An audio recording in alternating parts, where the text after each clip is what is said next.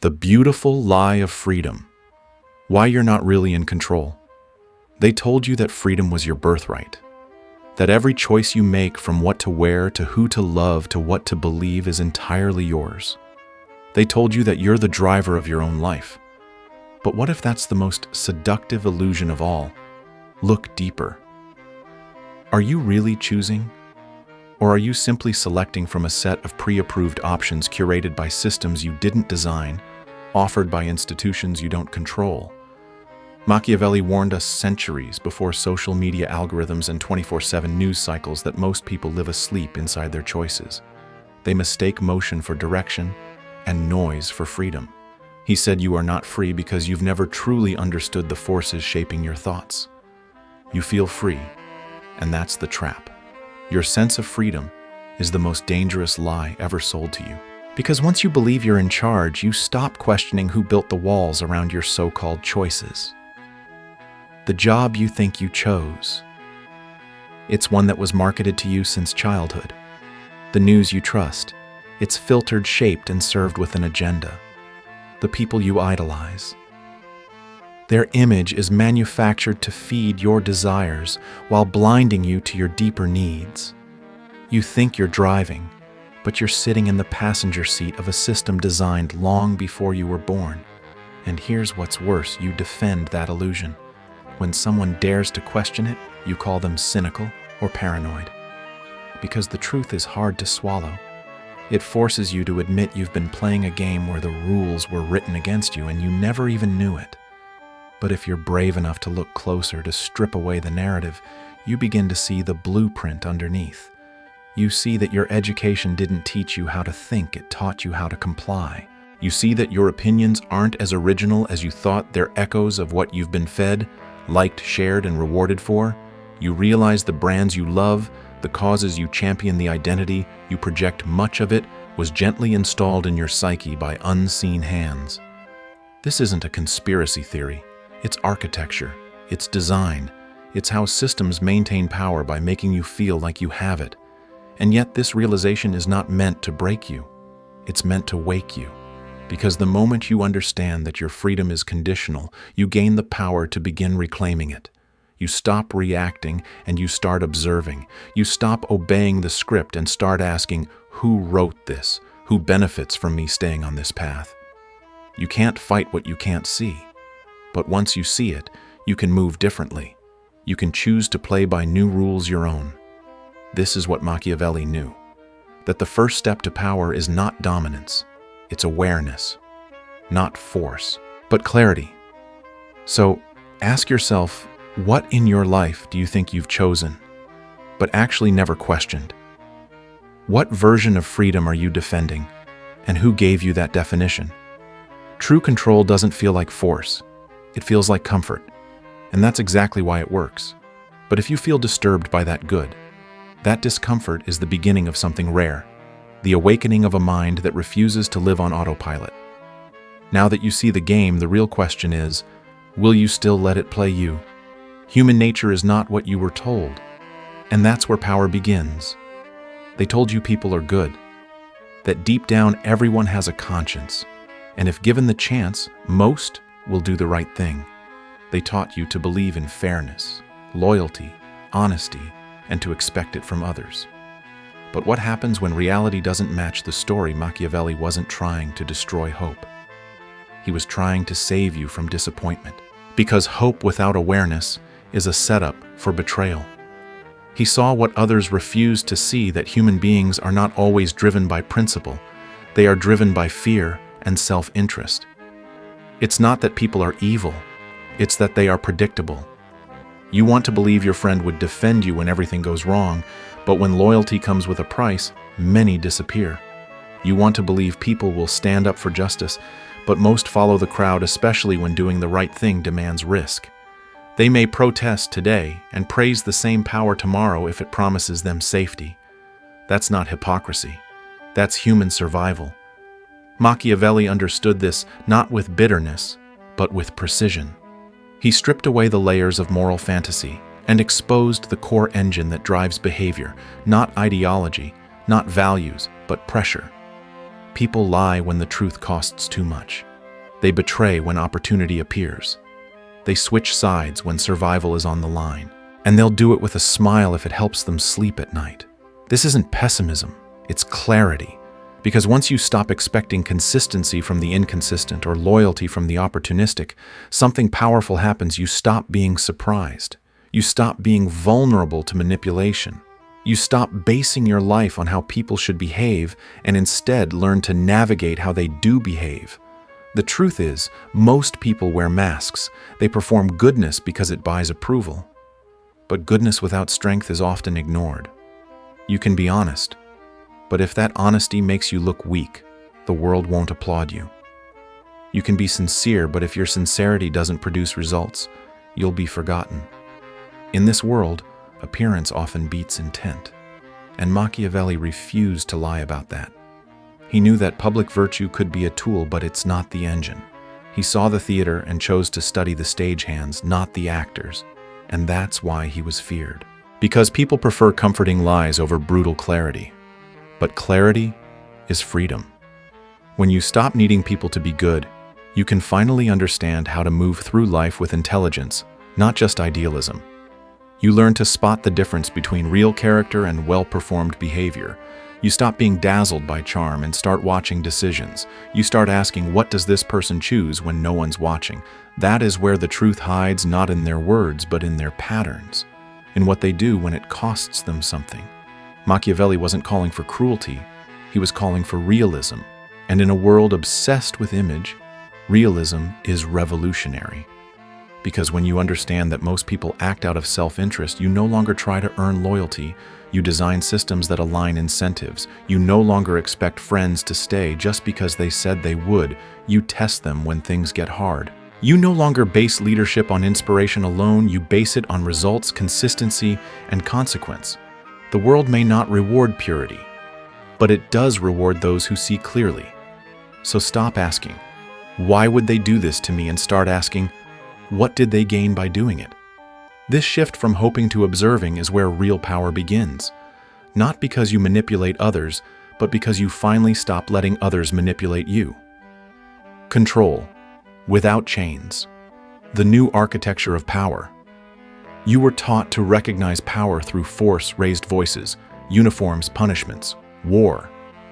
You learned to associate control with domination, resistance with revolution, and freedom with the absence of violence. But Machiavelli saw something far more subtle, far more dangerous, that true control doesn't need to raise its voice. It only needs to understand your mind better than you do. This is the brilliance of psychological design control that disguises itself as choice manipulation, that wears the mask of kindness. And it works not because people are weak, but because they're predictable. Because most would rather be comforted than confronted. Most would rather be liked than be right. And most will choose the path of least resistance, even if that path leads straight into someone else's trap. Machiavelli knew this long before neuroscience and marketing departments did. He didn't need brain scans or click data to see that people follow what feels familiar, not what is true. That fear, not reason, shapes most decisions. That pressure, not principle, decides behavior in the moments that count. So why use violence when you can use structure? Why force someone to obey when you can make them believe it was their idea? This is the essence of soft control. You create the environment. You design the choices. You curate the consequences. And the target walks willingly into the outcome you selected from the beginning, feeling independent, proud, and empowered the whole time. It's not force, it's frame. This is why modern systems rarely control people by locking them in. They don't need to.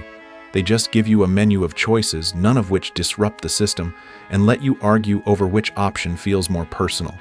You pick the job, the relationship, the party, the brand, but the script remains untouched.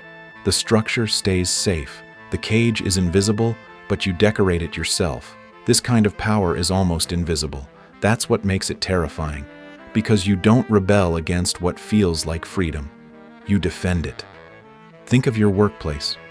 Are you being told what to do or simply aligned with company values? Think of your social circles. Are you expressing yourself or curating your words to fit what's acceptable? Think of the content you consume. Are you exploring truth or scrolling through an algorithm designed to shape your opinion before you even realize it? Machiavelli would say it's not force. You need to fear it's the illusion of autonomy. And in this landscape, silence is not weakness. It's architecture. The most powerful people don't issue commands, they shape environments. They don't beg for obedience, they design systems where obedience is the natural result. Not because people are forced, but because disobedience quietly costs too much. Fear of losing approval, fear of being excluded, fear of falling behind. That's enough. You don't need to shout to be heard. You only need to build a structure where every exit door leads back to you. The boss who doesn't threaten but withholds. The partner who doesn't demand but subtly rewards compliance. The influencer who doesn't control but defines the standard that everyone else bends to meet. That is modern power, not aggressive, but absolute. And the tragedy: most people never see it because they feel free. But once you do see it, everything changes. You begin to ask, who designed this room I'm in? Whose values am I protecting? Whose goals are my actions serving mine or someone else's? That awareness is the beginning of resistance. Not loud, not dramatic, but real. Because the first act of freedom is not rebellion, it's clarity. You don't need to fight the system with violence. You just need to stop believing in the illusion it built for you. The power of perception. Why looking right matters more than being right. We like to believe that the world rewards truth, that effort, honesty, and good intentions eventually win. We're told to just be ourselves, to focus on our values, and that people will see our worth. But Machiavelli warned us brutally, unapologetically, that this is a fantasy. In reality, people don't follow truth. They follow stories. They follow images. They follow perception. You can be the most competent, loyal, and principled person in the room, but if you don't look like it, if others don't feel it, you'll be passed over, ignored, or worse, replaced by someone far less capable, but far more visible. That's not fair, but it's real. In a world driven by optics, what you appear to be will often matter more than what you actually are. People rarely look beyond the surface. They don't have the time, the energy, or the desire. They judge based on what's easiest to digest: confidence, posture, tone, presence, associations, and symbols. And those who understand this gain power not by being better, but by being perceived as better. Machiavelli called it symbolic action, a visible gesture, a public moment, a carefully crafted image that overshadows years of quiet effort. It's why one public speech can make a leader while a lifetime of behind-the-scenes work goes unnoticed. It's why the loud self-promoter often rises faster than the silent genius. Perception doesn't just influence reality, it creates it. Politicians use it. Celebrities thrive on it. Even in relationships, perception becomes currency. The person who appears strong is treated with more respect even if they're trembling inside. The person who seems mysterious is seen as deep even if they're simply reserved. The one who commands the room isn't always the most intelligent, but they've mastered how to project value. You might hate this. It might offend your sense of justice. But the truth Machiavelli offers is this: if you don't manage your image, someone else will. If you don't control how you're seen, you become whatever the world decides you are, and that's rarely accurate and never kind. So what's the solution? It's not to lie. It's not to fake your life or become someone you're not. It's to understand that your presentation is part of your truth. How you speak, how you move, how you respond to failure, what you reveal, and more importantly, what you don't. You must learn to shape perception intentionally.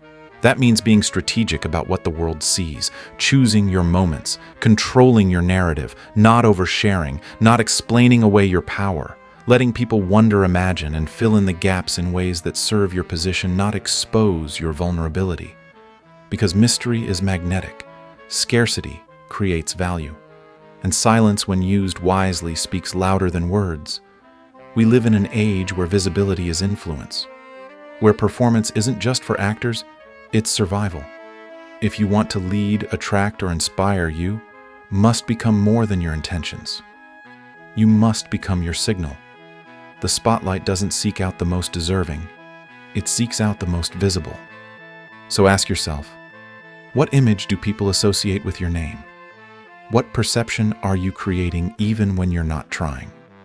Because whether you like it or not, the world is watching. And if you don't play the game of perception, someone else will play it for you and you'll be written out of your own story. Machiavelli didn't teach us to fake goodness. He taught us to appear good while being strategic, to know the difference between performance and deception, to understand that in a world ruled by shallow attention and quick judgment, you either control perception or it controls you. 5 tools of power that still rule the modern world. Power today doesn't wear armor or sit on thrones. It walks quietly through offices, relationships, institutions, shaping outcomes without making noise. But the blueprint behind it hasn't changed. In fact, 5 of the most effective tools Machiavelli outlined over 500 years ago are still being used today by CEOs, politicians, lovers, and leaders because they tap into something timeless human nature. These are not tricks. They are levers. And once you see them, you can use them or defend yourself from those who already are. 1. Strategic generosity. People forget kind words, but they remember who gave them money opportunities or status. Machiavelli understood that gifts, when used correctly, are not just favors, they're power moves. When you give, do it publicly. Let your name echo in the mind of the receiver. Make sure they associate their success with your presence. Why? Because the person who believes they owe you even subtly will hesitate to oppose you. This isn't about kindness, it's about memory. Genuine gratitude fades. Strategic debt lingers. 2. Calculated mercy. Never wound an enemy unless you're ready to finish the job, Machiavelli warned. Mercy sounds noble, but half measures often create future threats. A man who is partially defeated becomes dangerous.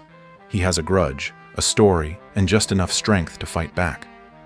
So Machiavelli offered 2 options: completely forgive or completely remove. No middle ground. This isn't about cruelty. It's about decisiveness. The wise ruler doesn't toy with opposition. He either turns them into loyal allies or takes them off the board entirely. 3. The manufactured crisis. A crisis opens doors that normal times keep locked. People resist change in calm conditions. But in chaos, they beg for leadership. They surrender freedom for safety. Machiavelli understood this before modern politics existed. Never waste a crisis. Whether real or constructed, the moment of panic is the perfect moment to introduce bold decisions. In fear, people don't seek truth, they seek protection. And if you're the one who offers it, you become untouchable. 4. Strategic alliances. Machiavelli wrote, "The prince should be the source from which all favors flow." That means positioning yourself as the access point, the person people must go through to get what they want. In business, it means owning the resources. In friendships, it means being the connector. In relationships, it means being the one who adds value, not chases it. The more people need you, the more control you quietly hold. Power isn't about domination. It's about being indispensable. 5. Predictive consistency. There's a kind of power in always being right. When your words match your outcomes again and again, people stop questioning you. They start following. Machiavelli knew that confidence comes not from perfection, but from credibility. If you can make bold predictions and then make them true, you build a reputation that feels like prophecy. Eventually, your leadership won't feel like a decision. It'll feel like a fact. These 5 tools, generosity, mercy, crisis, alliance, consistency, aren't just tactics. They're architecture. They are used every day by those who shape culture, control narratives, and move silently behind the curtain of appearance. The question isn't whether these tools are being used. The question is, are they being used by you or on you? Machiavelli didn't preach ethics. He offered vision. And in a world that still runs on fear, need, and perception, those who understand these levers are no longer at the mercy of the game. They're the ones writing the rules. The architecture of soft control. Freedom as the perfect illusion. You think you're free. You wake up, scroll your phone, pick what to wear, decide what to eat. where to go, what to post. You choose your job, your relationships, your entertainment. But step back, look again. How many of those choices were actually designed for you long before you even arrived? This is the genius of soft control. Unlike tyrants of the past who ruled through violence, the modern system rules through permission. You're not forced to obey, you're invited to choose. But every option on the table was carefully selected by someone else. Machiavelli didn't live in the age of algorithms or mass media, yet he understood the blueprint. He warned us real control doesn't shout, it whispers. It doesn't chain you. It offers you a menu and convinces you that choosing from it makes you free. Imagine a casino. You can pick the table, the game, the dealer. But the house always wins because the house designed the floor. That's how today's world works. You're offered 3 job positions, all requiring more sacrifice and loyalty, but you feel empowered because you picked one. You vote on policies that sound different, but all protect the same core interests, and you feel heard. You're given dozens of streaming choices, social apps, food orders, but all of it keeps you plugged into the same consumer matrix. The freedom you feel is manufactured. It's not false, it's just carefully framed. And when freedom becomes a tool of control, resistance dies. People don't rebel when they believe they're choosing. They don't question the game when the rules look like freedom. This is where soft control thrives. Not in suppression, but in structure. Not in censorship, but in curation. They don't need to tell you what to say, they simply own the reach. They don't silence you. They bury you in noise. You're not locked out of the system. You're inside it. And that's exactly why it works so well. The most effective prisons don't have bars. They have convenience entertainment and the illusion of individuality. And that's the terrifying brilliance. When the cage feels like comfort, you stop trying to leave.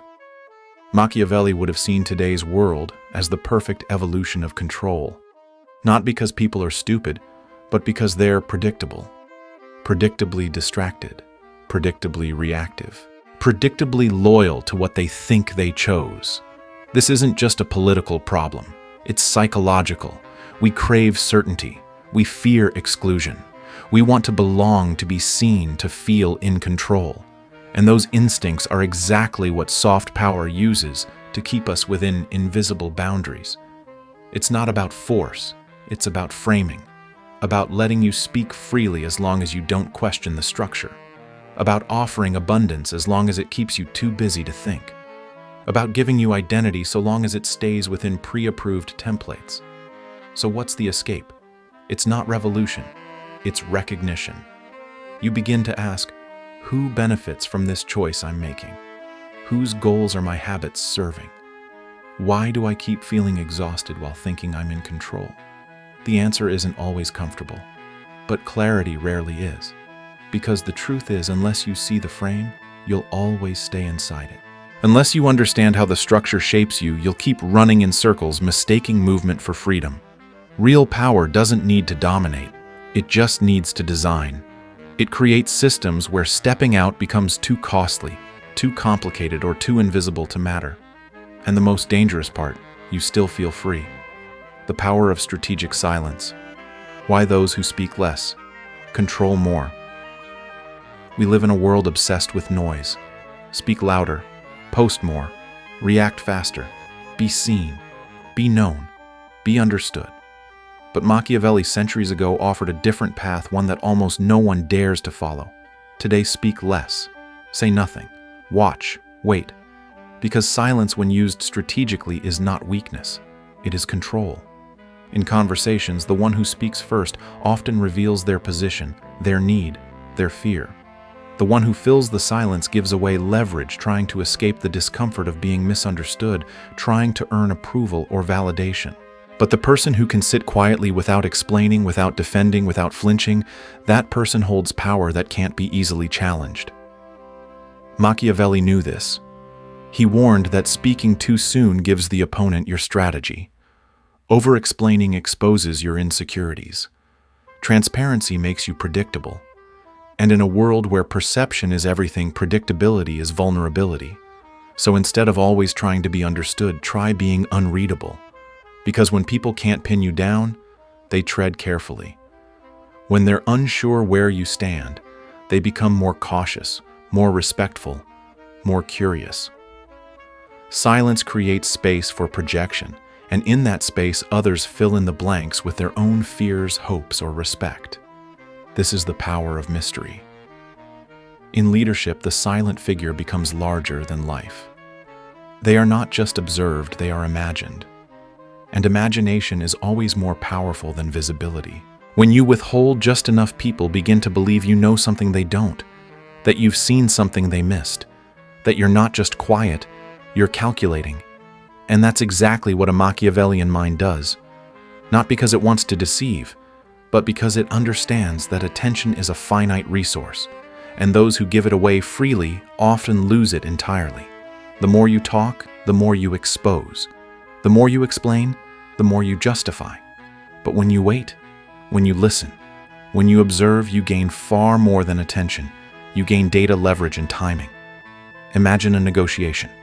Two people sit across the table. One rushes to speak, to justify, to plead.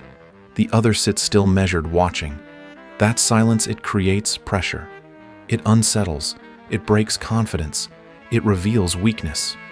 And when the time is right, when the moment tilts, one carefully chosen sentence can end the discussion entirely. Because silence sharpens words into weapons. Strategic silence is a signal. It tells the world, I am not desperate. I don't chase approval. I control the tempo of this interaction. It invites curiosity. It creates doubt in others while preserving strength in you.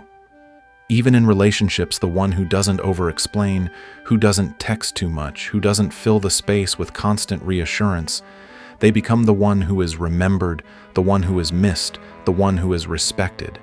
Because scarcity breeds value, and mystery breeds magnetism. This is not emotional detachment, it's emotional discipline. You don't stay silent because you're afraid, you stay silent because you understand the cost of speaking too soon. Because once your thoughts are out in the open, they no longer belong to you. But when you wait, when you measure your timing, you strike not just with words, but with weight. In the age of constant sharing, strategic silence becomes radical. In the flood of voices, the quiet one stands out. And in a world addicted to explanation, the one who can be misunderstood and not flinch is the one who cannot be controlled. So ask yourself, do you speak to connect or to control? Do you explain to be understood, or do you wait to be respected? Because sometimes the most powerful move you can make is no move at all. The final trick: how they make you feel in control while taking it away. The most dangerous kind of control isn't the kind you can see. It's not the shouted command, the locked door, or the obvious threat. It's the one that feels like freedom. It's when you're being steered and you don't even realize it, because you don't feel controlled.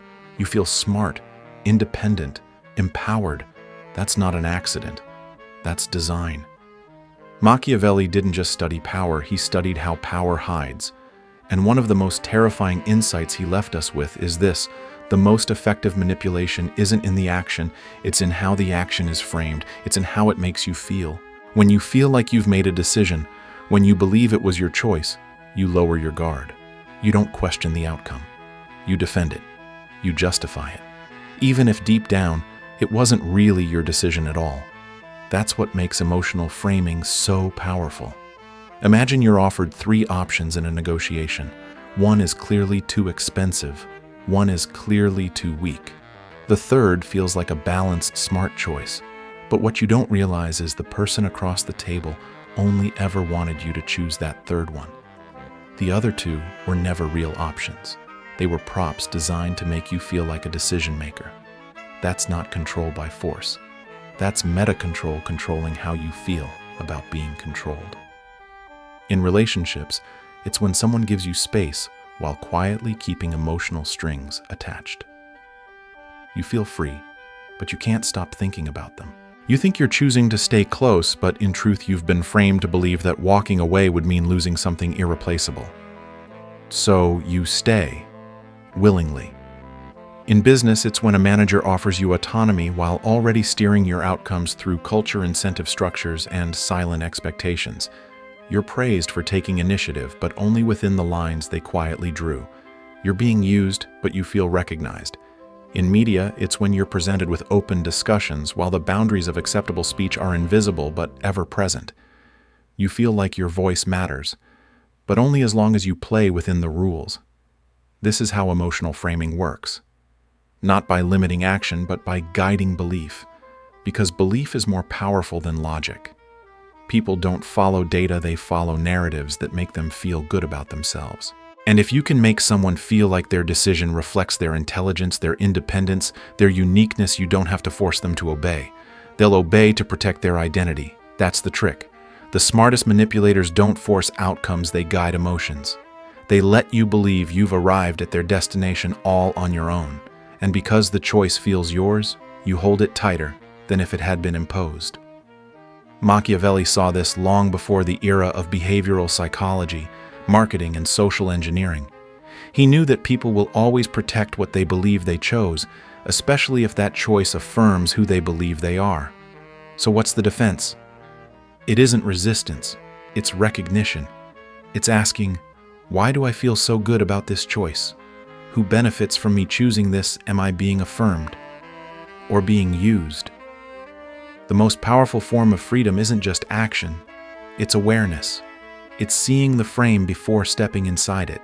Because once you can spot emotional framing, you start to reclaim something rare. Your ability to act not from manipulation, but from clarity. And clarity in a world of hidden hands is a kind of rebellion. The ethics of power. It's not the tool that corrupts you, it's the motive behind it. Power is a tool. That's all it has ever been. A scalpel in the hands of a surgeon saves a life. The same scalpel in the hands of a killer destroys it. The difference? Intention.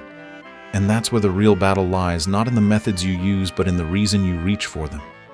Machiavelli has been misread for centuries.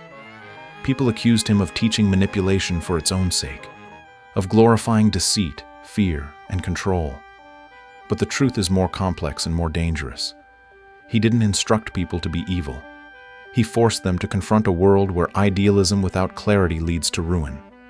He wrote, "A man who always acts good will come to ruin among the many who are not good." Not because goodness is weakness, but because goodness without awareness is a target. If you expect everyone to play fair, to stay loyal, to mean what they say, you're not virtuous. You're vulnerable. That's where the real Machiavellian lesson begins. The strategies he taught: strategic silence, controlled exposure, fear over love, calculated mercy, and emotional framing. None of them are inherently corrupt. In fact, they can protect. They can empower. They can preserve dignity and order in a world that often rewards chaos and deceit. The problem isn't the tactic, it's the person using it. You can use strategic silence to manipulate others into self-doubt, or to protect your peace from emotional vampires. You can control perception to mislead people, or to shield your purpose from sabotage. You can use emotional framing to exploit someone's loyalty, or to guide them gently toward clarity. The same tools that destroy can also defend. That's why power is so seductive.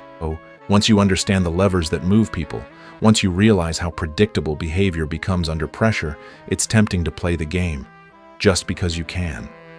But here's the hard truth: the moment you start using power just for power's sake, just to win, just to dominate, you've already lost something more important: yourself. Because power without purpose is rot, strategy without soul is manipulation, and clarity without conscience becomes tyranny in disguise. So the deeper question isn't, should I use Machiavellian tactics? It's, who am I becoming when I use them? Because once you see the strings, you'll be tempted to pull them, not because you need to, but because it works, because it's easy, because the results come quickly. But if you're not grounded, if you don't know where your line is, you will cross it, slowly, quietly, until you no longer recognize the person in the mirror. Machiavelli gave us the blueprint, but he never told us what to build with it. That decision is yours. You can use these insights to become the manipulator you once feared. Or you can become the person no manipulator can touch, not because you're naive, but because you've chosen awareness over blind dominance, purpose over paranoia, clarity over cruelty. Restraint is not weakness. It is power with a soul. Because the strongest leaders don't just know how to win, they know when not to. They don't chase control, they command it by being the calm center in a storm of noise and performance. And they don't just survive the game, they transform it. That is the final test of power, not whether you can use it, but whether you can hold it, without letting it hollow you out. So when you face the choice, when the tactics are laid out in front of you, and the outcome is within reach, ask yourself not, what can I do, but what kind of person do I want to become in the process? Because power can build thrones or prisons. And the difference is not in the method, but in the motive.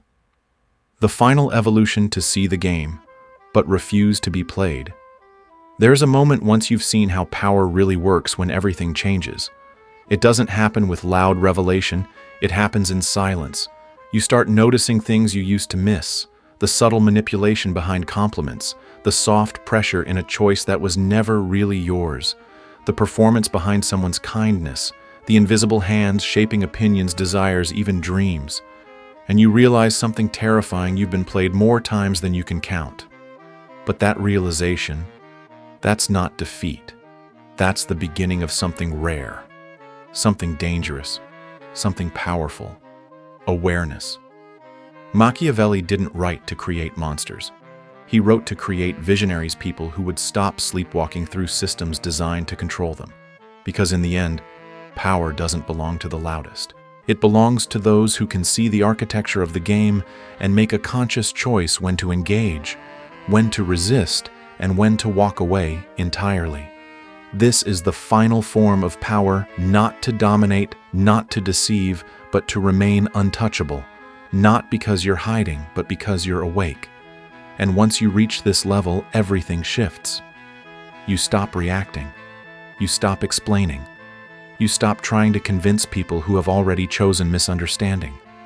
You let the world play its game, and you choose when, how, and if you want to respond. You become the observer in a room full of performers. You no longer feel the urge to correct every lie, to defend every attack, to prove every point. Because you've seen that most people aren't searching for truth, they're searching for validation. And the more you try to be understood, the more you become trapped in their frame. So you wait. You watch, you calculate. You let others show their hand before you reveal your own. You let silence do the heavy lifting. You let time expose what emotion tries to hide. Because you know the rules now. And once you know the rules, you don't panic when others try to bend them. You see through charm. You recognize flattery as leverage. You watch how people speak when they want something, and how they shift when they think you have no more value. You stop confusing attention for loyalty. You stop mistaking performance for truth. You begin to move with intention, not impulse. This is not coldness. This is clarity. You don't use Machiavellian tools to destroy. You use them to protect. You build boundaries that are invisible but absolute. You become the kind of person who can't be lured with praise, baited with insults, or shaken by rejection. And in that stillness, people start to notice. Not because you're loud, but because you're unshakable. Not because you demand respect, but because you carry yourself like someone who doesn't need to. This is the paradox of power. The more you need it, the less you have. But the moment you detach from needing control is the moment people begin to feel your presence as something they can't ignore. So what do you do now? You stay conscious. You remember what you've seen. You don't fall back asleep. Because now you carry a responsibility not just to yourself, but to everything you touch. In a world of manipulation, your clarity becomes a lighthouse. Not to preach, not to dominate, but to remind those who are ready there is another way. The final form of power is not in becoming the manipulator. It's in becoming the one who cannot be manipulated, not because you're stronger, but because you're awake. Clarity is power. Why seeing the game changes everything. In today's world, the most dangerous thing isn't being controlled. It's not realizing you are. You're surrounded by choices, voices, and opportunities. But Machiavelli's timeless insight reminds us freedom isn't found in how many options you have, it's found in knowing who built the menu. That's the real lesson here. Power in the modern age doesn't look like force, it looks like comfort. Like the job that keeps you too busy to think. Like the relationship that feels good but quietly drains your purpose. Like the freedom to choose from 5 distractions that all keep you from your deeper potential. So what do? You stop reacting and start observing.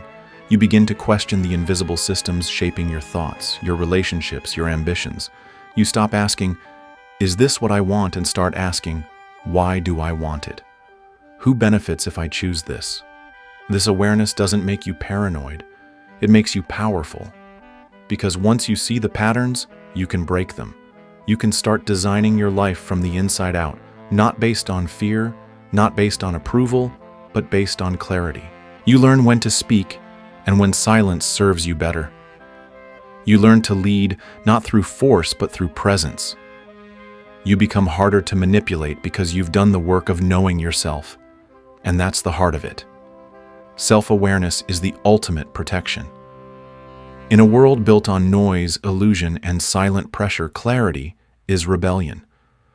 And the more clearly you see, the less anyone can use your blind spots against you. Wake up, stay awake, and choose with your eyes open.